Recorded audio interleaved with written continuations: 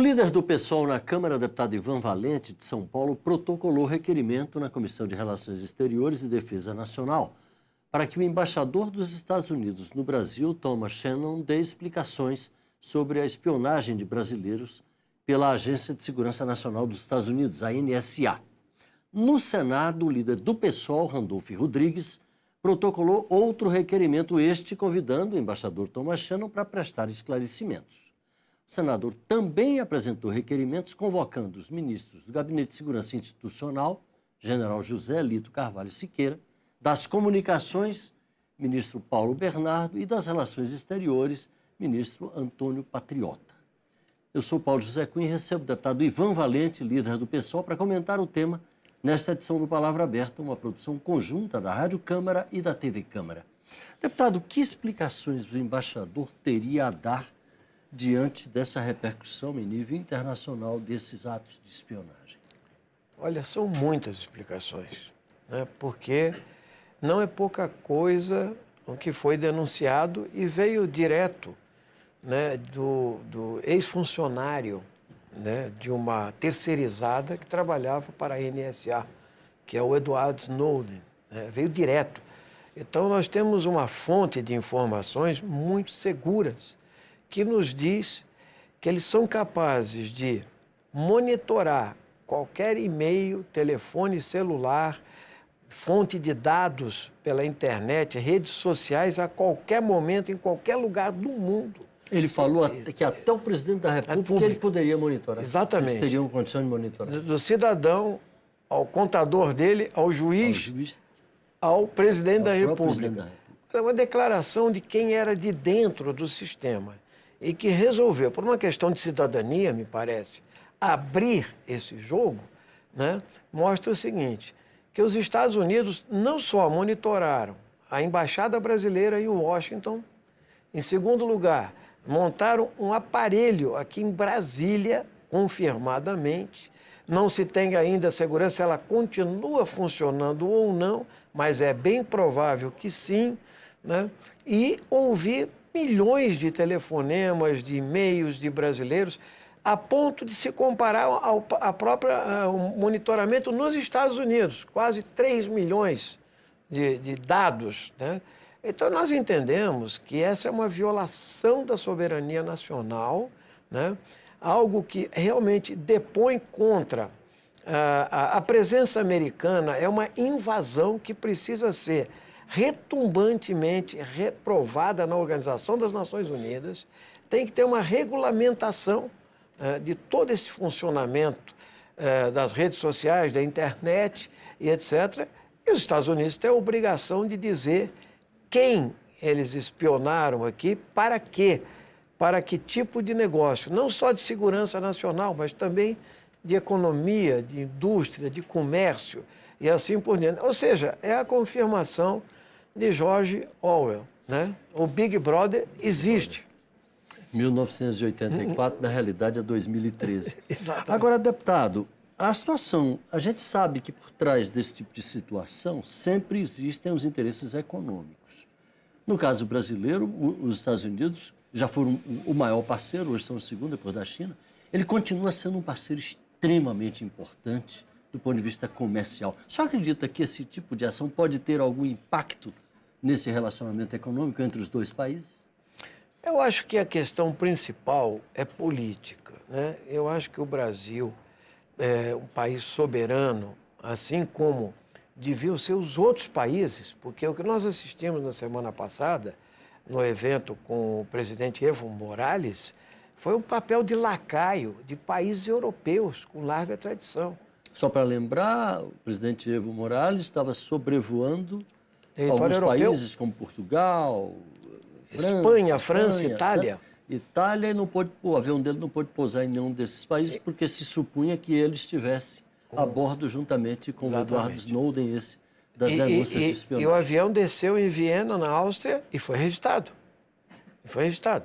Então, esses países não deram uma explicação ainda de por que se submeteram à pressão norte-americana. O Brasil precisa dar uma resposta. A resposta política, né, é a exigência não só de um pedido de desculpas, mas é o que eles espionaram, né? E segundo, eu acho que uma resposta forte, como já deu a Bolívia, a Venezuela e a Nicarágua, seria asilar Edward Snowden. Essa seria a resposta do Brasil. Porque Aceitar um pedido de asilo. O senhor sabe se já chegou algum pedido de asilo ao Brasil? Certamente, eu ouvi do embaixador patriota uma peremptória resposta de não aceitar.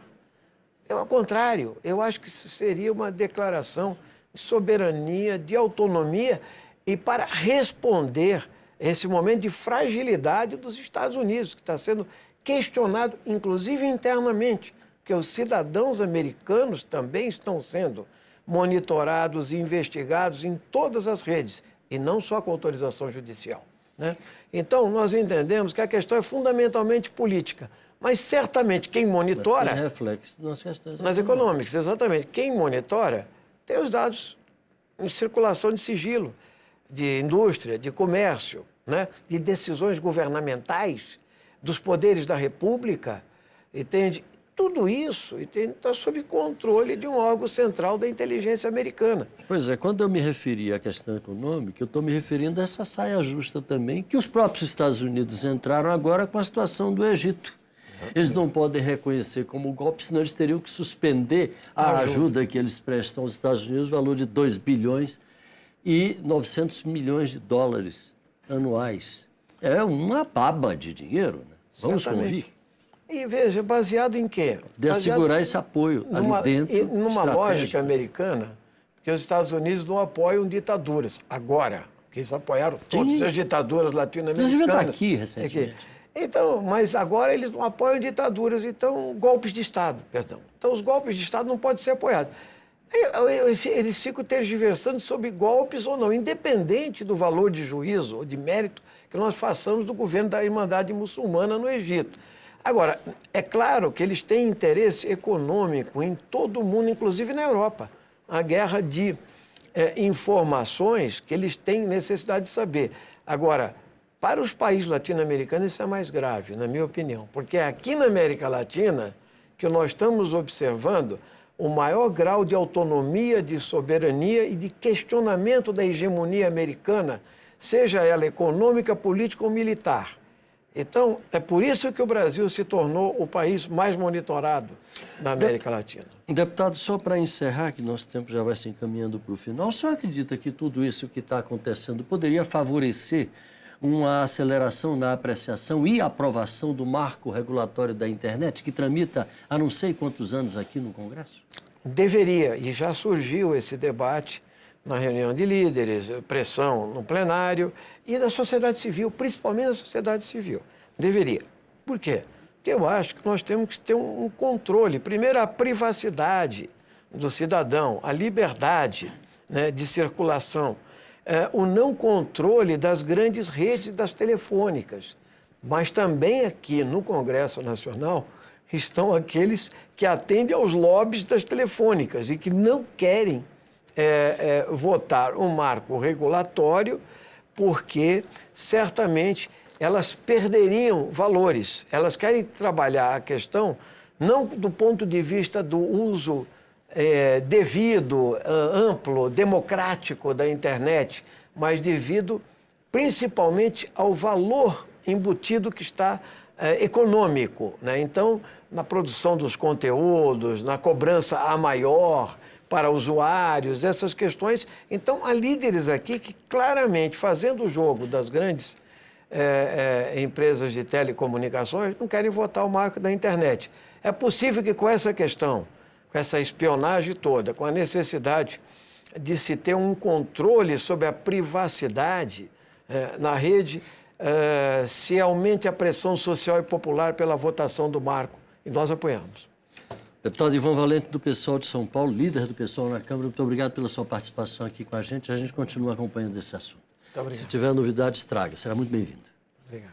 Você de casa, obrigado pela audiência. Um abraço e até a próxima.